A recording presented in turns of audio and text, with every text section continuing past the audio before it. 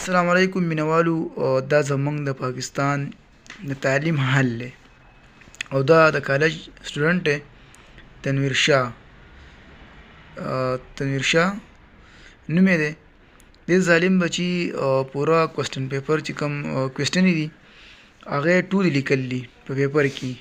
دا ایگزام دی او چې کوم کوسچن دي هغه لیکل دي واپس په پیپر کې او په اخر کې لیکل دي ساری سرجی دا د دې قوم حالات دي. دا په دې بل سټیج دا وګورو نو دلته چې کومه ده هم دا کوسچن واپس لیکل دي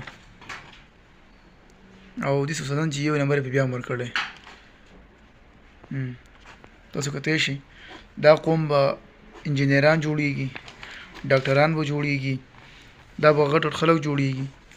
د دې قوم موږ ته مکو دا سبا ډاکټران دی پوه ته بزیو خدا نشي تللی دا قوم مخکې پښتون قوم دا په ځای ولاړی.